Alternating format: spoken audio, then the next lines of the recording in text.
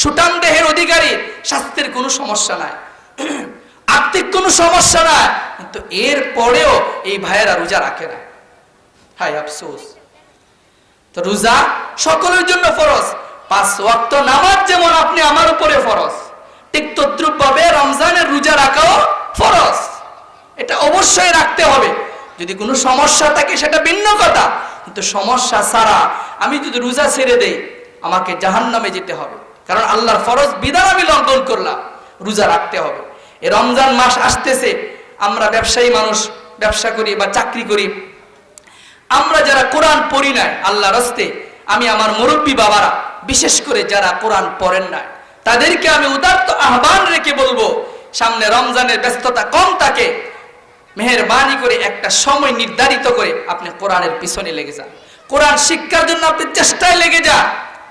কারণ যদি বিশুদ্ধভাবে আপনার তেলাওয়াত থাকে, কোরআন শিক্ষা না থাকে, আপনি যদি এভাবে নামাজ পড়েন নামাজ কবুল হবে না। তাহলে হুজুর আমরা যারা কোরআন জানি না, কোরআন পড়তে পারি না, তা নামাজ পড়লে কি লাভ? নামাজ তো হইতই না। বিষয়টা এরকম না। আপনি কোরআন পারেন না সেটা ভিন্ন বিষয়, আপনি কোরআন পড়তে পারেন না, নামাজ পড়েন, এদিক দিয়ে শিক্ষার জন্য চেষ্টা করেন, হতে পারে আল্লাহ পাক রব্বুল আলামিন আপনার সেই চেষ্টাটাকে কবুল করে নেবেন, আপনার নামাজকে আল্লাহ কবুল করে নেবেন। আমি একটা ছোট্ট ঘটনা বলবো। এরকম এক মাহফিলের মধ্যে একজন ওয়াইজ কোরআনের গুরুত্ব সম্পর্কে আলোচনা করলেন, যে কোরআন পড়তে হবে, কোরআন শিক্ষা করা সকলেরই ফরজ। এই মজলিসের মধ্যে একজন কৃষক ব্যক্তি ছিল। তো ও তার এই ভাইয়ের দিলের মধ্যে আগ্রহ জাগলো যে আমাকে কোরআন শরীফ শিখতে হবে, পড়তে হবে। সে আগ্রহ নিয়ে বাসায় গেল। যেহেতু কৃষক মানুষ, দিনের বেলা সারা দিন পরিশ্রম করে, তো ভাই আমার বাজার থেকে এক কান কোরআন শরীফ হাদিয়া দিয়ে নিয়ে আসলো। সকালবেলা ফজরের নামাজের পরে কোরআন শরীফ মেলায় আর আঙ্গুল ঘুরাতে থাকে কালো অক্ষরের মধ্যে, এখানে আমার মালিক যা লিখেছেন সত্য লিখেছেন, এখানে আমার মালিক যা লিখেছেন সত্য লিখেছেন, আর চোখের পানি ফেলতে থাকে। এভাবে তার সকালবেলার আমল শুরু হয়।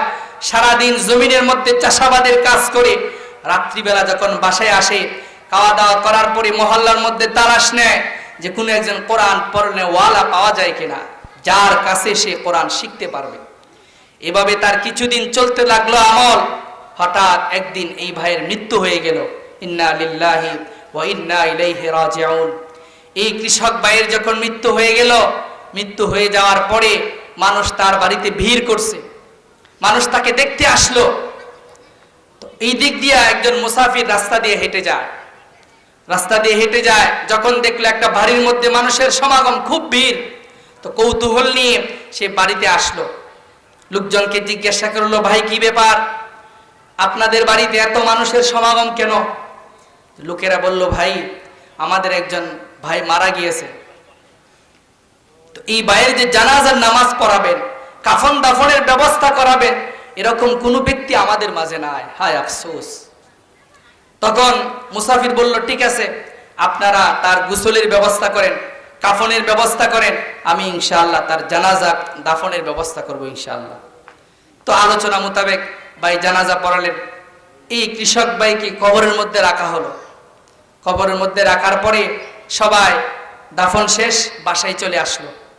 এই দিক দিয়ে এই মুসাফির ভাইয়ের একটা গুরুত্বপূর্ণ কাগজ তার পকেটে ছিল। হঠাৎ করে সে পকেটে হাত দেওয়ার পরে দেখলো যে কোরআন শরীফ, তার যে গুরুত্বপূর্ণ কাগজ, সেটা পাচ্ছে না। আর ওই দিক দিয়ে পুরা এলাকার মধ্যে একটা মেশকে আম্বরের সুঘ্রাণ ছড়ায় পড়ছে। সুবহানাল্লাহ। তো এলাকার লোকজনকে নিয়ে পরামর্শ করলো, যেহেতু আমার গুরুত্বপূর্ণ কাগজ, কাজে এটা আমার দরকার, চলেন আমরা একটু রাস্তায় খুঁজে আসি পাওয়া যায় কিনা, বা কবরে যেহেতু আমি নেমেছিলাম, হতে পারে এটা কবরের মধ্যে পড়ে যেতে পারে। তো সবাই লোকজনকে নিয়ে কবরের দিকে অগ্রসর হতে লাগলো। যত দ্রুত তারা কবরের দিকে এগোতে লাগলো, মেশকে আম্বরের গ্রাণ আরো বেশি তারা পেতে লাগলো। দেখা গেল কবরের কাছে যায় হুবহু সেই ব্যক্তির কবর থেকে সুঘ্রাণ আসতেছে। সুবহানাল্লাহ। তো তার কাগজও পাওয়া গেল। বাসায় এসে জিজ্ঞাসা করলো, কি ব্যাপার, তার এই কবর থেকে মেশকে আম্বরের গ্রাণ কেন আসতেছে? এলাকাবাসী বলল, ভাই আমরা তো তার এরকম কোনো গুরুত্বপূর্ণ আমল সম্পর্কে জানা নাই। তো মুসাফির ব্যক্তি বললেন, ঠিক আছে, হয়তো আপনাদের জানা নাও থাকতে পারে, কিন্তু ওনার বিবি যাকে নিয়ে তিনি ঘর সংসার করলেন উনি হয়তো জানতে পারেন, ওনাকে একটু জিজ্ঞাসা করেন। বিবি উত্তর দিলেন, আমারও এরকম কোনো গুরুত্বপূর্ণ আমল সম্পর্কে জানা নাই, তবে আমি ইদানিং কিছুদিন যাবৎ দেখতেছি যে আমার স্বামী সকালবেলা ফজরের নামাজের পরে কোরআন শরীফ মেলায় আর কালো অক্ষরে আঙ্গুল ঘোরাতে থাকে, আর এই কথা বলে আমার মালিক যা লিখছেন সত্য লিখছেন, আমার মালিক যা লিখছেন সত্য লিখছেন, এভাবে সে কান্নাকাটি করতে থাকে। আর রাতের বেলা একজন কোরআন পড়নেওয়ালা খুঁজে যার কাছ থেকে সে কোরআন শিখবে। এভাবেই তার মৃত্যু হয়ে গেল, সে আর কোরআন শিখতে পারে না। মুসাফির ব্যক্তি বললেন, খোদার কসম কে বলি যে আল্লাহ পাক রব্বুল আলামিন তার এই কোরআন শিক্ষার চেষ্টাকে কবুল করেছেন, এই জন্য দুনিয়ার মানুষকে দেখায়া দিয়েছেন যে যারা কোরআনের জন্য চেষ্টা করবে ইখলাসের সাথে, আমি আল্লাহ তাদেরকে জান্নাত দান করব। সুবহানাল্লাহ। তাহলে ওই ভাই যে ব্যক্তি কোরআন শিক্ষার চেষ্টা করছে, শিখতে পারে না, আল্লাহ তাকে দুনিয়ার মানুষকে দেখাইছেন সে একজন জান্নাতি মানুষ। ও দুনিয়ার মানুষ, আপনি বুড়া হয়ে গেছেন, দাঁত পড়ে গিয়েছে, জিহ্বা ঘুরে না, বাড়ি হয়ে গেছে, আল্লাহ সেটা দেখবেন না। আল্লাহ তো দেখবেন বান্দা আমার জন্য চেষ্টা করতেছে, বান্দার জবান ঘুরে না, জিহ্বা ঘুরে না, সেটা আল্লাহ দেখবেন না। আল্লাহ তো দেখবেন কলব, বান্দা আমার কোরআন শিক্ষার চেষ্টা করতেছে। আমি আপনিও সকলকে যারা কোরআন পড়তে জানি না, আমাদেরকেও কোরআন শিক্ষার জন্য কি করতে হবে? চেষ্টা করতে হবে। যদি কোরআন শিক্ষার জন্য আমি আপনি চেষ্টা করি আর এভাবে নামাজ পড়তে থাকি, আল্লাহ আমাদের নামাজ কবুল করার সম্ভাবনা আছে, কিন্তু আমি চেষ্টাও করলাম না, কোরআন জানিও না, নিশ্চিত মাসআলা মোতাবেক আপনার নামাজই হবে না। তাহলে এলাকার মধ্যে যদি আমরা গণনা করি দেখা যাবে 100-র মধ্যে 95 ভাগ ভাইয়েরা বোনেরা কোরআন পড়তে জানে না, অনেকে পড়লেও বিশুদ্ধভাবে পারে না। রাসূল আরবি বলছেন, قال رسول الله صلى الله عليه وسلم رب قارئ للقرآن والقرآن يلعنه। আল্লাহ নবী বলেন, পৃথিবীর মধ্যে অনেক পাঠক পাঠিকারা রয়েছে, কোরআন পড়ে, কোরআন তাদেরকে অভিশাপ দেয়। নাউজুবিল্লাহ। কোরআন পড়ে যে কোরআনের প্রতি হরফে 10টা নেকি পাওয়ার কথা, আল্লাহ নবী আরেক হাদিসে বলতেছেন যে কোরআন পড়ে কোরআন তাকে অভিশাপ দেয়। তো কোরআন কাকে অভিশাপ দেয়? যে কোরআন শুদ্ধভাবে পড়তে পারে না তাকে কোরআন অভিশাপ দেয়। অনেক মা বোনরা আছে অনেক আগে পড়ছেন, অনেক আগে ওনারা পড়ছেন, অনেক বাবারাও আছে আগে পড়ছেন, হরফ কি নাই, বিশুদ্ধ নাই, শুনলে তেলাওয়াত যখন শোনা যায় তখন অনেক অনেক ভুল পাওয়া যায়। কাজী আমাদের এই ভুলকে সংশোধন করতে হবে, না হয় কোরআন পড়েও কি পাওয়া যাবে না, সওয়াব পাওয়া যাবে না। কারণ রাসূলের বাণী যে কোরআন অভিশাপ করে, তাহলে কোরআনের সে অভিশাপ থেকে যদি আপনি আমাকে বাঁচতে হয় আর আপনি আমার নামাজ যদি বিশুদ্ধভাবে আল্লাহর দরবারে কবুল করাতে হয়, তাহলে কোরআন শিখতে হবে। তাহলে আমরা সকলে এই নিয়ত করি যে ইনশাআল্লাহ আগামীকাল থেকে বা সময় নিয়ে আমরা একটা সময় ধার্য করে নেই যে ইনশাআল্লাহ আমি কোরআন শিখব। আল্লাহ পাক রব্বুল আলামিন এই কোরআনের উসিলায় আপনি আমাকে মাফ করে দিতে পারেন। কোরআন মানুষের জন্য সুপারিশ করবে, আর যারা তাদের সন্তানকে কোরআন পড়াবে এই সন্তানরা তাদের মা বাবার জন্য সুপারিশ করবে। রাসূল আরবি সাল্লাল্লাহু আলাইহি ওয়াসাল্লাম বলেন, قال رسول الله صلى الله عليه وسلم من قرأ القرآن وعمل بما فيه।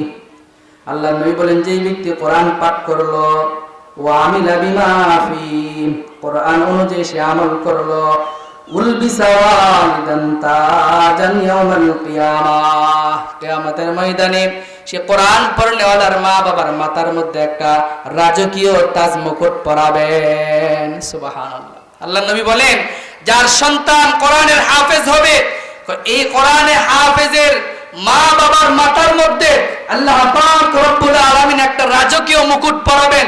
মুকুটটা কি রকম হবে? আল্লাহ নবী বলেন, যুউহু আহসানু মিন যুইশ শামসি ফি বুয়ুতিদ দুনিয়া, দুনিয়ার আকাশে যে সূর্য উদিত হয় এই সূর্যের আলোর চাইতেও আরো উজ্জ্বল হবে। সুবহানাল্লাহ, আরো উজ্জ্বল হবে।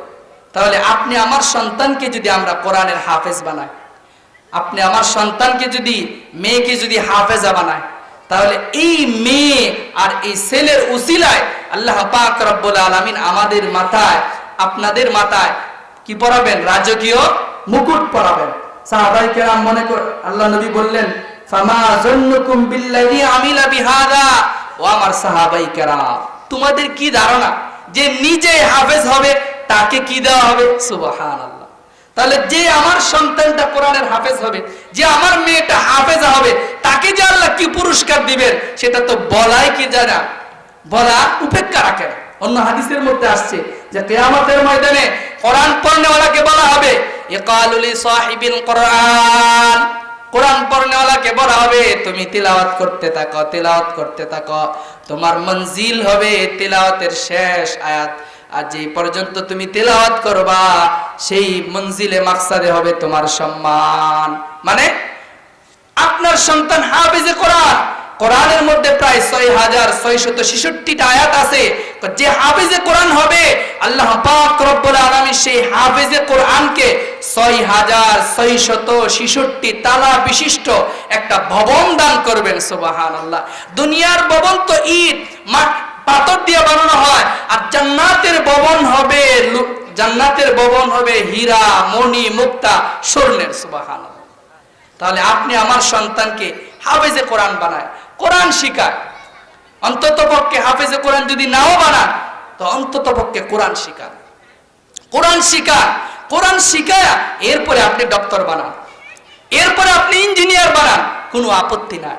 আজকাল তো আমাদের সমাজে কি দেখা যায় যে যখন কোনো একজন ব্যক্তি মুমূর্ষ অবস্থায় হয়ে যায়, যেটাকে আমরা বলি যে হয়তো লোকটা আর বেশি দিন বাঁচবে না, মরে যাবে, তখন দেখা যায় আমরা কি করি, এলাকার হুজুরকে ডাকি যে হুজুর আমার বাবার অবস্থা খুবই নাজুক, সে হয়তো মৃত্যুবরণ করতে পারে, যদি তওবা করাইতেন। ভাই তওবা তো করানোর জিনিস না, গুনাহ ছেড়ে দেওয়া, অনুশোচনা আসা, এটা হলো তওবা। কিন্তু মসজিদের হুজুরকে দিয়া আপনি আইনা তওবা করালেন, মারা গেল কবরে দাফন করালেন, মসজিদের হুজুরকে দিয়ে দোয়া করালেন। হ্যাঁ, দোয়া করলে তো দোয়া কবুল হওয়ার আশা করা যায়, কিন্তু পার্থক্য আছে। আমার সন্তান যাকে আমি কোরআন শিখায়া গেলাম, আল্লাহ নবী হাদিসের মধ্যে বলছেন, ইদা মাতাল ইনসান ইনকাতা আনহু আমালুহু ইল্লা মিন সালাস, যে মানুষ যখন মারা যায়, মারা যাওয়ার পরে তার সমস্ত আমলের দরজা বন্ধ হয়ে যায়, তবে 3টা আমলের দরজা বাকি থাকে। এর মধ্যে একটা হলো মিন ওয়ালাদিন সালিহিন ইয়াদউ লাহ, ওই নেককার সন্তান, যে নেককার সন্তান মা বাবার জন্য দোয়া করে। তাহলে আমাকে আনলেন আপনার বাবার জন্য দোয়া করাইতে, আমার চোখ দিয়ে পানি আসতেছে, খুব কান্নাকাটি করতেছি, তো আমার দোয়া, আমার যে দরদ আপনার বাবার প্রতি, আমার যে ব্যথা আপনার বাবার প্রতি, আপনার সন্তান যদি আপনার জন্য হাত তুলতো, আপনার সন্তান যদি আপনার জন্য দোয়া করতো, আমার ব্যথা আর আপনার সন্তানের ব্যথা এক না। ওর তো দিল ভেঙে গিয়েছে, কাসরে কলব, অন্তর ফেটে যাচ্ছে, আরে আমার বাবা চিরবিদায় নিয়ে গেছে, সে আর দুনিয়াতে নাই, তাকে কবর দেওয়া হবে, আল্লাহ তুমি আমার বাবাকে মাফ করে দাও। এই দোয়া আরশ পর্যন্ত পৌঁছে যাবে, আমার দোয়া কবুল হয় কিনা এটার গ্যারান্টি না, কিন্তু আপনার সন্তান, আমার সন্তান যে আমার জন্য দোয়া করবে, এটা আল্লাহ কবুল করবে, কারণ তার দোয়াটা দিল থেকে আসতেছে। কাজে আমরা এমন সন্তান রেখে যাই যে সন্তান আমার জন্য দোয়া করবে। হাদিসের মধ্যে আসছে যে মুমূর্ষ ব্যক্তির পাশে বৈশা যখন সূরা ইয়াসিনের তিলাওয়াত করা হয়, আল্লাহ পাক রব্বুল আলামিন এই সূরা ইয়াসিনের বদৌলতে তার ঈমান নসিব করবেন। সুবহানাল্লাহ। তো সূরা ইয়াসিন তিলাওয়াত কি মসজিদের হুজুর এত সময় আছে আপনার বাবার পাশে বৈশা পড়বে? আমার সন্তান যদি হয় তো আমার সন্তান সূরা ইয়াসিন না, সে সর্বক্ষণ বৈশা কোরআন তিলাওয়াত করবে। হাদিসের মধ্যে আসছে আমরা যখন কবর দেই, কবর দেওয়ার পরে আমরা কি করি, মুরব্বীর এই কথাটা বলি, রাগ করবেন না, যে তাড়াতাড়ি কবর ছাড়া দাও, কবর ছাড়া দাও, 40 কদম না গেলে মুনকার নেকির কি করবে না, সওয়াল জবাব করবে না। এটা আমাদের একটা ভুল, এটা আমাদের একটা ভুল ধারণা। হাদিসের মধ্যে আসছে সাহাবাই কেরাম বললেন, ইয়া রাসূলুল্লাহ, আমি যখন ইন্তেকাল করব, ইন্তেকালের পরে আপনারা আমার কবরের পাশে কিছুক্ষণ অপেক্ষা করবেন। কেন? যাতে আপনার উপস্থিতিতে আমি মুনকার নেকিরের সওয়াল জবাব সহজে দিতে পারি। অন্য হাদিসের মধ্যে আসছে যে কবরে রাখার পর পরেই তার সওয়াল জবাব শুরু হয়ে যায়। আপনি 40 কদম হাঁটেন আর নাই হাঁটেন, যেমন কথার কথা এক ভাই পানিতে ডুবা মারা গেল, আগুনে ফুইরা মারা গেল, যে লাশের কোনো হদিসই পাওয়া যায় না, তো তার কি সওয়াল জবাব হবে না? এই ভাইকে তো কবরেই রাখা হয় না। তাহলে এটা আমাদের ভুল ধারণা। তো যে কথা বলতেছিলাম, আল্লাহ নবী বলছেন যে কবরে রাখার পরে যে একটা উট জবাই কইরা গোশত বানাইতে যে পরিমাণ সময় লাগে, এই পরিমাণ সময় তোমরা কবরের পাশে অবস্থান করো। পারলে তোমরা পুরা কোরআন শরীফ এই কবরের পাশে দাঁড়ায় তিলাওয়াত করো। আরে আমার তো আমার বাবার এখন সাকরাত চলতেছে, কঠিন অবস্থা চলতেছে, তাকে মুনকার নেকির সওয়াল করতেছে, এই মুহূর্তে তো তার পাশে বৈশা, কবরের পাশে বৈশা কোরআন তেলাওয়াত করা এখন দরকার। কিন্তু আমরা কি করি? তাড়াতাড়ি হুডার হুড চলে আসে। তো আমার বাবার কবরের পাশে বৈশা মসজিদের ইমাম এই তেলাওয়াত করবে? আমার বাবার পাশে বৈশা এলাকার হুজুরকে এই তেলাওয়াত করবে? না না না। হ্যাঁ, করলে করতে পারে, কিন্তু এটা খুব সম্ভাবনা খুবই কম। কিন্তু আমার সন্তান যদি হয়, আমার সন্তান যদি হয়, তো শুধু এক সূরা কুল হুয়াল্লাহ আর ফাতিহা তেলাওয়াত করে আসবে না। যতটুক সম্ভব আমার সন্তান আমার কবরের পাশে বসে তেলাওয়াত করবে। এই জন্য আমাদের সন্তানদেরকে কোরআন শিখাতে হবে, আমাদের মেয়েদেরকে কোরআন শিখাতে হবে। যদি কোরআন শিখায়া যায়, এই সন্তানগুলো আমাদের নাজাতের উসিলা হয়ে দাঁড়াবে। এই জন্য আমরা সবাই আমাদের সন্তানগুলোকে কোরআন শিখাবো এবং নিজেরাও সে অনুযায়ী কি করব? আমল করব। যদি কোরআন অনুযায়ী আমরা চলি, কোরআন অনুযায়ী যদি নিজের জীবনকে গঠন করি, তাহলে আল্লাহ পাক রব্বুল আলামিন আমাদেরকে জান্নাত দান করবেন। হাদিসের মধ্যে আসছে, আল্লাহ রাসূল সাল্লাল্লাহু আলাইহি সাল্লাম বলেন, আনা আলী রাদিয়াল্লাহু তাআলা আনহু قال قال رسول الله صلى الله عليه وسلم من قرأ القرآن فاستظهره।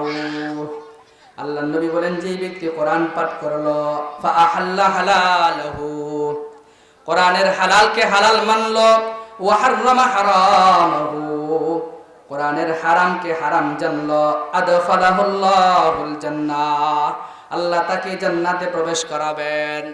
শুধু তাই না, ওয়াশাফাআহু ফি আশারাতিন মিন আহলি বাইতিহি, আল্লাহ ওই হাফেজে কোরআন, ওই কোরআনের আমলকারী ব্যক্তিকে এমন একটা অধিকার দান করবেন, তার বংশের 10 জন এমন ব্যক্তি সম্পর্কে সুপারিশ করবে, কুল্লুহুম ক্বাদ ওয়াজাবাত লাহুন নার, যাদের জন্য জাহান্নাম ওয়াজিব হয়ে গিয়েছে। সুবহানাল্লাহ। আল্লাহ নবী বলেন, যে ব্যক্তি কোরআনের হালালকে হালাল, কোরআনের হারামকে হারাম মাইনা চলবে, সে অনুযায়ী সে আমল করবে, এই কোরআন পড়নেওয়ালা কিয়ামতের ময়দানে এমন 10 ব্যক্তি সম্পর্কে আল্লাহর কাছে সুপারিশের অধিকার পাবে, যেই 10 ব্যক্তির জন্য জাহান্নাম ওয়াজিব হয়ে গেছে। সুবহানাল্লাহ। তাহলে কোরআনের হাফেজ বানানো কত গুরুত্বপূর্ণ এবং ফজিলতপূর্ণ একটা কাজ। কিন্তু আমরা আজ এই কোরআন থেকে দূরে, এই কোরআনের আমল থেকে দূরে, কোরআন থেকে আজকে আমরা বঞ্চিত। যদি এই কোরআন তো শুধু আখিরাতে উপকার করবে এরকম না। আজকাল বাড়ির মধ্যে বিভিন্ন জায়গায় বাসা বাড়িতে চুরি হয়।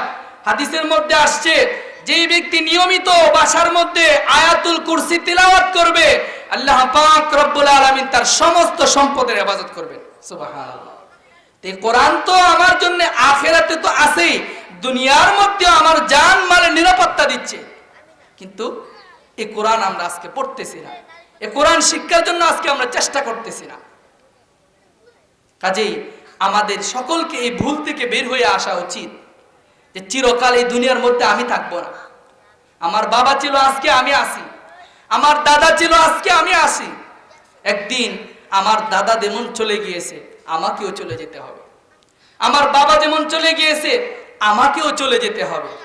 আজ আমি ব্যবসা করতেছি, চাকরি করতেছি, কিসের জন্য করতেছি? যে আমার বিবি, আমার সন্তান, তাদেরকে নিয়ে একটু ভালোভাবে সমাজের মধ্যে চলার জন্যে, যাতে আমার অর্থ সম্পদ বেশি হয়, সমাজের মধ্যে ভালোভাবে চলতে পারি, মানুষের দ্বারে কাছে যাওয়া না লাগে। এই জন্য তো আমি রাত দিন পরিশ্রম করতেছি। কিন্তু যেদিন আমার চোখ বন্ধ হয়ে যাবে, আমার প্রাণ বের হয়ে যাবে।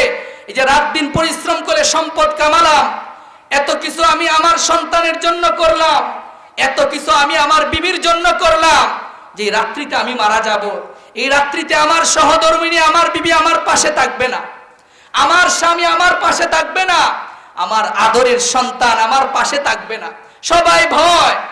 সবাই ভয় পাচ্ছে যে মরে গিয়েছে একটা লাশ, তার পাশে কেউ বসতে চায় না। সবাই তো আমার থেকে দূরে চলে গেল।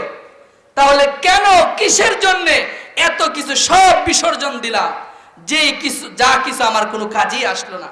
তাই বলে এই কথা আমি বলতেছি না যে আপনি চাকরি করবেন না, ব্যবসা করবেন না। জীবিকা তো অবশ্যই আপনাকে উপার্জন করতে হবে। আল্লাহ পাক রব্বুল আলামিন কোরআনে বলছেন, ফাইদা কুদিয়াতিস সালাত ফান্তাশিরু ফিল আরদি ওয়াবতাগু মিন ফাদলিল্লাহ। নামাজ হয়ে যাওয়ার পরে সবাই যার কর্মস্থলে চলে যাও, জীবিকা উপার্জন করো, ব্যবসা করো, চাকরি করো। কিন্তু আমি ব্যবসা করব, ভালো কথা, আগে আমার আল্লাহর হক আদায় করতে হবে। আগে আমার আল্লাহর হক আদায় করতে হবে। মুয়াজ্জিন আযান দিয়েছে, এখন আর আমার ব্যবসা করার সময় না। মুয়াজ্জিন আযান দিচ্ছে, এখন আর আমার কৃষি কাজ করার সময় না। এখন আমার সব কাজ ফেলে দিয়ে নামাজে চলে যেতে হবে। তাহলে আমি আমার আল্লাহর হক আদায় করলাম। আর এভাবে যদি আমি আমার হক, আল্লাহর হক আদায় করি, আর আমার সন্তানের জন্য, বিবাল বাচ্চার জন্য জীবিকা উপার্জন করি, এই সম্পদ আমার উপকারে আসবে। আল্লাহর কাছে দর পাকাও, আল্লাহর কাছে কোনো জবাবদিহি করতে হবে না।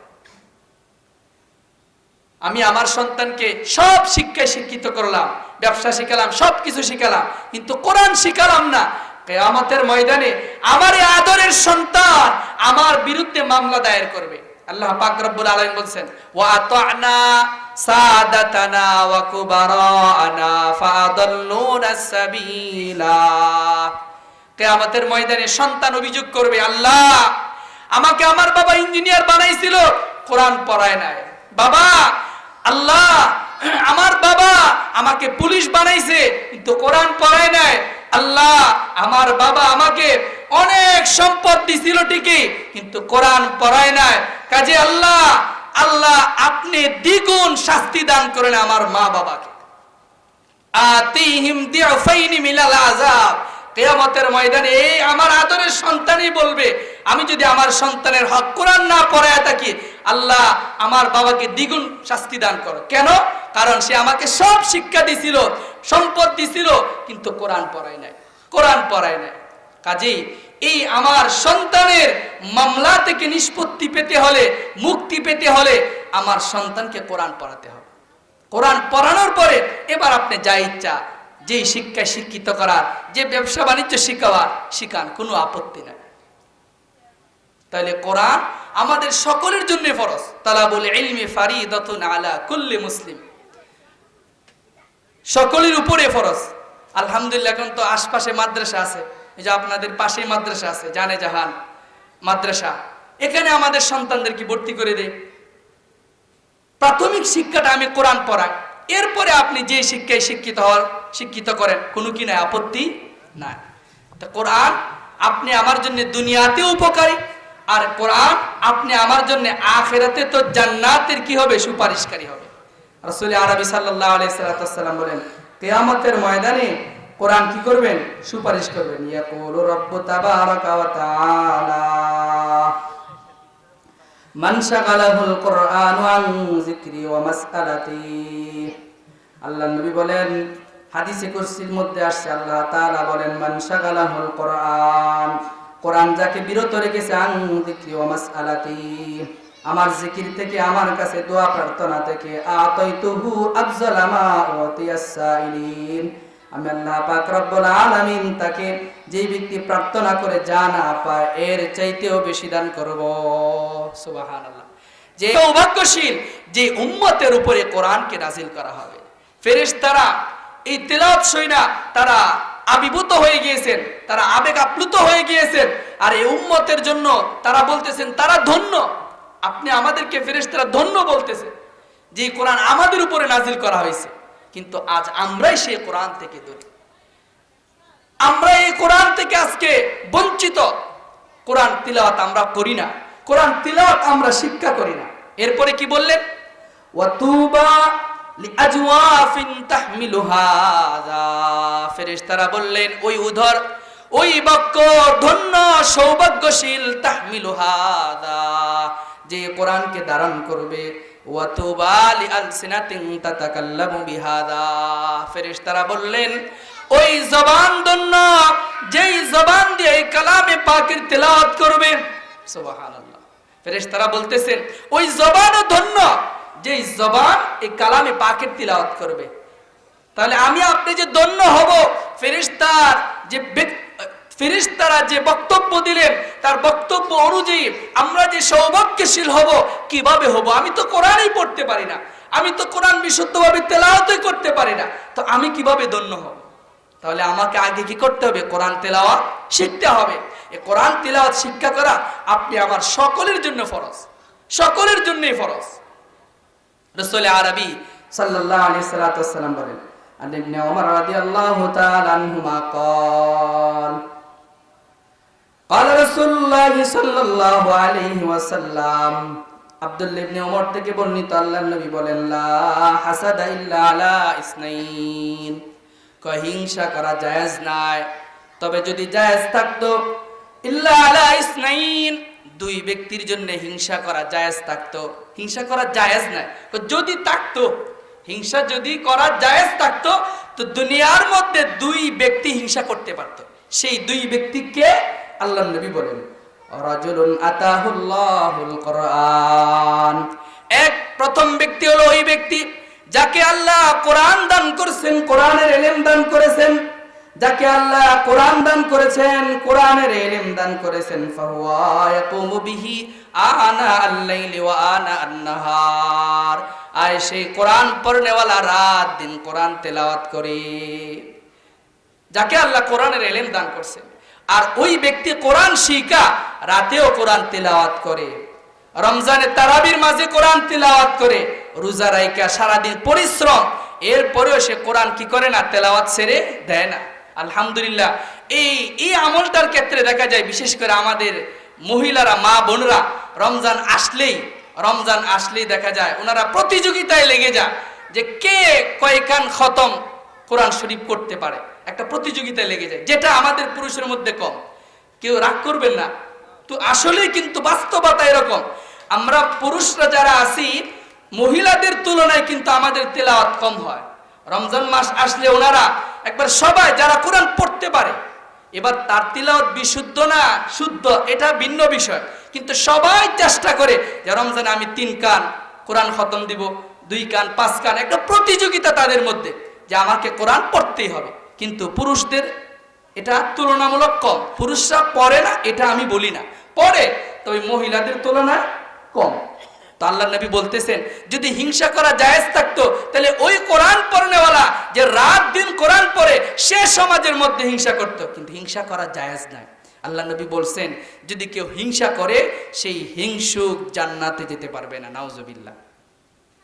এরপরে দ্বিতীয় ব্যক্তিকে আল্লাহর নবী বলেন, ওয়ারাজুলুন আতাহুল্লাহু মালা, আল্লাহর নবী বলেন দ্বিতীয় ওই ব্যক্তি যাকে আল্লাহ সম্পদ দান করলেন, ফাহুয়া ইউনফিকু মিনহু আনা আল-লাইলি ওয়া আনা আন-নাহার, অতঃপর এই ব্যক্তি তার সম্পত্তি হক রাস্তায়, সৎ রাস্তায় রাত দিন ব্যয় করে। সুবহানাল্লাহ। আল্লাহ নবী বলেন ওই সম্পদশালী যাকে আল্লাহ সম্পদ দান করছেন, আর সে তার সম্পদকে আল্লাহর রাস্তায়, ভালো রাস্তায়, সৎ কাজে, নেক কাজে ব্যয় করে, ওই ব্যক্তি হিংসা করতে পারত, কিন্তু যেহেতু হিংসা জায়েজ নয়, কাজেই কোনো সম্পদশালী সম্পদের জন্য হিংসা করা যাবে না। তাহলে দেখেন আল্লাহ নবী বলতেছেন যে দুনিয়ার মানুষ সে ডক্টর হয়ে গর্ব করে, ইঞ্জিনিয়ার হয়ে গর্ব করে, আরে তোমাদের কিসের গর্ব? গর্ব তো করবে ওই মাদ্রাসার হাফিজে কোরআন, গর্ব তো করবে ওই মক্তবে পড়নেওয়ালা, কোরআন শরীফের যে পড়তে পারে সেই ব্যক্তি, আল্লাহর নবীর ভাষ্য অনুযায়ী। তাহলে কোরআনের কি গুরুত্ব আল্লাহ পাক রব্বুল আলামিন রাখছেন, কিন্তু আজ আমরা সে কোরআন থেকে অনেক দূরে, অনেক দূরে। এই জন্য আপনি আমাকে কোরআন পড়তে হবে, কোরআন বুঝতে হবে। বলতেছিলাম আল্লাহ পাক রব্বুল আলামিন রাসূলকে দুনিয়ার মধ্যে পাঠাইছেন, ওনাকে যে সমস্ত জিম্মাদারি দিয়েছেন সে সমস্ত জিম্মাদারির মধ্যে প্রধান একটা জিম্মাদারি হইল তিলাওয়াতে কোরআন। কোরআন তিলাওয়াত করা, কোরআন তিলাওয়াত করা। অনেকেই বলে তাকে যে কোরআন অর্থ বুঝে না পড়লে সওয়াব পাওয়া যাবে না, নাউজুবিল্লাহ। এটা একটা ভ্রান্ত কথা। কোরআন শরীফ অর্থ বুঝে পড়া হোক, অর্থ বুঝে না হোক, যেভাবেই সে তেলাওয়াত করুক, যদি তার তিলাওয়াত বিশুদ্ধ হয় অবশ্যই সওয়াব পাওয়া যাবে। আল্লাহ নবী সাল্লাল্লাহু আলাইহি সাল্লাতু ওয়াসসালাম বলেন, قال رسول الله صلى الله عليه وسلم من قرأ حرفا من كتاب الله। রাসূল বলেন, যে ব্যক্তি কোরআনের একটা হরফ পাঠ করলো, ফালাহু বিহি হাসানা, তার আমলনামায় একটি নেকি লেখা হবে, ওয়াল হাসানাতু বিআশরি আমসালিহা, আর সেই এক নেক আমলের ওজন হবে 10 গুণ পরিমাণ। আল্লাহ নবী বলেন, লা আকুলু আলিফ লাম মিম, আমি এই কথা বলি না আলিফ লাম মিম পুরোটা একটা হরফ। আলিফুন হারফুন ওয়া লামুন হারফুন ওয়া মিমুন হারফুন। আল্লাহ নবী বলেন, লাম একটা হরফ, আলিফ একটা হরফ, মিম একটা হরফ, মোট 3টা হরফ। কাজে যে ব্যক্তি 3টা হরফ আলিফ লাম মিম পাঠ করলো, তার আমলনামায় 30টি নেকি লেখা দেওয়া হবে। সুবহানাল্লাহ। তাহলে রাসূল বলতেছেন এখানে অর্থ বুঝে পড়তে হবে, এই কথা বলেন না যে কোরআনের একটা হরফ উচ্চারণ করলেই 10টা নেকি। অর্থ বুঝে পড়া শর্ত না। কোরআনের শুরুতে আলিফ লাম মিম সাদ তাহা এরকম কিছু শব্দ আছে, যেই শব্দগুলোর অর্থ মুফাসসিরিনে কেরাম লেখার সময় বলছেন আল্লাহু আ'লামু বিমুরাদিহি, এর অর্থ আল্লাহই ভালো জানেন, এর উদ্দেশ্য আল্লাহই ভালো জানেন, সবাই এই কথা বলছেন।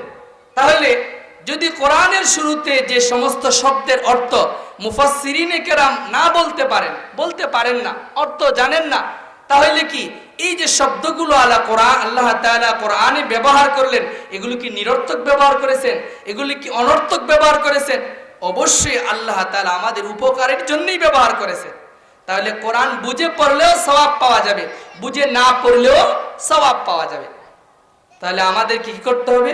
কোরআন শরীফ বেশি থেকে বেশি তিলাওয়াত করতে হবে, বেশি থেকে বেশি তিলাওয়াত করতে হবে। কোরআন যত তিলাওয়াত করা যাবে ততই আমাদের কলব পরিষ্কার হবে, আমাদের আত্মা পরিষ্কার হবে। জিকিরের মাধ্যমে যেমন মানুষের আত্মা গুনাহ থেকে মুক্ত হয়, পবিত্র হয়, ঠিক তদ্রূপভাবে কোরআন তিলাওয়াতের মাধ্যমে মানুষের আত্মা পবিত্র হয়। বরং হাদিসের মধ্যে আসছে জিকিরের চাইতে কোরআন তিলাওয়াত উত্তম, জিকির করাও উত্তম, জিকিরের তুলনায় কোরআন তিলাওয়াত করা উত্তম। আল্লাহ নবী সাহাবী হযরতে আয়েশা, আম্মা জান আয়েশা রাদিয়াল্লাহু তাআলা আনহা থেকে বর্ণিত, আনা আয়েশা রাদিয়াল্লাহু তাআলা আনহা قال, আম্মা জান আয়েশা থেকে বর্ণিত, আন্নান নবী সাল্লাল্লাহু আলাইহি ওয়াসাল্লাম, আল্লাহর নবী বলেন, কিরাআতুল কুরআনি ফিস সালাত, আল্লাহর নবী বলেন নামাজের মধ্যে তেলাওয়াত করা আফজালু মিন কিরাআতিল কুরআনি ফি গায়রিস সালাত, নামাজের বাহিরের তেলাওয়াতের চাইতে উত্তম। নামাজের মধ্যে যে তিলাওয়াত করা হয় এর সওয়াব নামাজের বাহিরে আমরা যে তিলাওয়াত করি এর চাইতে কি পাওয়া যায়? বেশি পাওয়া যায়। তাহলে নামাজের মধ্যে যদি কোরআন তিলাওয়াত করতে হয় তাহলে আপনি আমাকে কি করতে হবে? কোরআন মুখস্থ করতে হবে। পুরা কোরআন মুখস্থ করা লাগবে এরকম শর্ত না, যতটুক পারি। সূরা ফাতিহা মুখস্থ জানি, আরো সূরা ইখলাস, সূরা কাউসার, যেই সূরাগুলি আমি মুখস্থ জানি এগুলি যদি আমি নামাজে তিলাওয়াত করি সওয়াব বেশি পাওয়া যাবে। এখন শীতের রজনী, শীতের রাত, অনেক লম্বা রাত, এখন হয়তো একটু ছোট হয়ে গিয়েছে, শেষ রাত্রিতে আমরা উঠে যাব, তাহাজ্জুদের মধ্যে দাঁড়ায়া কোরআন তেলাওয়াত করব, দেখবেন চোখ থেকে পানি আসবে, মনটা প্রশান্তি হয়ে যাবে। যখন আপনার কোনো সময় মনে বিরক্তি ভাব আসে, ভালো না লাগে, আপনি কোরআন নিয়ে বসে যাবেন, দেখবেন আপনার অন্তর প্রশান্তি হয়ে যাবে, মনের বেদনা দুঃখ সব দূর হয়ে যাবে। এটা কোরআনের মুজিজা। কিন্তু আজকে আমরা কোরআন পড়ি না, কোরআনের মুজিজা আমরা বুঝি না, কোরআন তিলাওয়াত থেকে আমরা দূরে। তো রাসূল বলতেছেন যে নামাজের মধ্যে যে কোরআন তিলাওয়াত করা হয় এর সওয়াব নামাজের বাহিরে যে তিলাওয়াত করা হয় এর চাইতে বেশি পাওয়া যায়। ওয়া কিরাআতু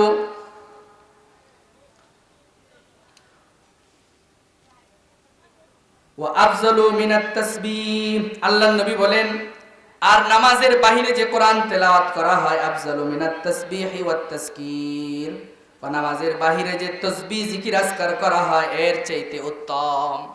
নামাজের বাহিরে যে আমরা জিকির করি লা ইলাহা ইল্লাল্লাহ সুবহানাল্লাহ আলহামদুলিল্লাহ, এই জিকিরের চাইতে উত্তম হইল কোরআন তিলাওয়াত করা, কোরআন তিলাওয়াত করা। আর জিকির তাসবির চাইতে উত্তম হইল আল্লাহর নবী বলেন ওয়াত তাসবিহু আফজালু মিনাস সাদকা, সদকার চাইতে দান খয়রাতের চাইতে উত্তম হইল জিকির করা। সুবহানাল্লাহ। ওয়াস সাদাকাতু আফজালু মিনাস সাওম, আল্লাহর নবী বলেন আর সাদকা দান খয়রাত করা রোজার চাইতেও শ্রেষ্ঠ। ওয়াস সাওমু জান্নাতুম মিনান নার, আল্লাহর নবী বলেন রোজা হইল জাহান্নামের জন্য ডাল স্বরূপ। সুবহানাল্লাহ। রোজা জাহান্নামের জন্য ডাল স্বরূপ। যে ব্যক্তি রোজা রাখবে সে জাহান্নামে যেতে পারে না। সামনে রমজান মাস আসতেছে, খুব গুরুত্বপূর্ণ মাস, ইবাদতের মাস। রমজান মাস ইবাদতের মাস, একজন মানুষ আল্লাহর ওলি হওয়ার মাস। কারণ অন্য অন্য সময় যে গুনাহগুলো করা যায় সাধারণত মানুষ রমজান মাসে সে গুনাহগুলো করতে পারে না, চক্ষু লজ্জায় বিভিন্ন কারণে সে গুনাহ থেকে বিরত থাকে। আল্লাহ নবী বলছেন যে রোজা মানুষের জাহান্নামের জন্য ডাল স্বরূপ। জিহাদের ময়দানে ডালের মাধ্যমে মানুষ শত্রুর আঘাত প্রতিহত করে। আল্লাহ নবী বলেন যারা রোজা রাখবে জাহান্নামের আগুন থেকে তাদেরকে সেই রোজা রক্ষা করবে। সুবহানাল্লাহ। কোরআন তিলাওয়াত করে, তিলাওয়াতের কারণে জিকির করার সুযোগ পায় না, আল্লাহর কাছে দোয়া করার সুযোগ পায় না। আল্লাহ বলেন যারা দোয়া কইরা আমার কাছে যা না পাইছে এর চাইতেও বেশি আমি কোরআন পড়নেওয়ালাকে দান করব। সুবহানাল্লাহ। তাহলে আপনি আমাকে কোরআন পড়তে হবে, কোরআনের তেলাওয়াত করতে হবে। বলতেছিলাম যে কোরআনের 3টা হক, এই বলে আমি আমার আলোচনা শেষ করে দিব। আল্লাহ রাসূল সাল্লাল্লাহু আলাইহি সাল্লামকে যে সমস্ত জিম্মাদারি দায়িত্ব দিয়েছেন এর প্রধান একটা জিম্মাদারি হলো তিলাওয়াতে কোরআন, ইয়াতলু আলাইহিম আয়াতি। আর কোরআনের 1 নম্বর হক হলো কোরআন তিলাওয়াত শিক্ষা করা। দ্বিতীয় হক, কোরআনের দ্বিতীয় হক হইল ওয়া ইউআল্লিমুহুমুল কিতাবা ওয়াল হিকমাহ। আল্লাহ পাক রব্বুল আলামিন রাসূলকে বলছেন যে আপনি উম্মতকে কোরআনের অর্থ শিক্ষা দিবেন, হিকমত শিক্ষা দিবেন। তাহলে কোরআনের অর্থ বুঝে পড়া এটা হলো কোরআনের দ্বিতীয় হক। কোরআনের দ্বিতীয় হক, 2টা স্বতন্ত্র বিষয়। তিলাওয়াত করা এটা হলো একটা হক, আর অর্থ বুঝে পড়া এটা হলো দ্বিতীয় হক। তাহলে অর্থ বুঝে পড়লেও সওয়াব পাওয়া যাবে, অর্থ বুঝে না পড়লেও সওয়াব পাওয়া যাবে। অর্থ বুঝে পড়লে সওয়াব একটু বেশি পাওয়া যাবে। কোরআনের তৃতীয় হক হইল কোরআনের হালালকে হালাল, কোরআনের হারামকে হারাম মেনে চলতে হবে। তাহলে আমি আপনি কোরআনের কি করতে পারবো? হক আদায় করতে পারবো। আল্লাহ পাক রব্বুল আলামিন আমাদের সকলকে কোরআন অনুযায়ী নিজেদের জীবনকে পরিচালনা করার তৌফিক দান করুন। সকলেই বলি আমিন। ওয়া আখির দাওয়ানা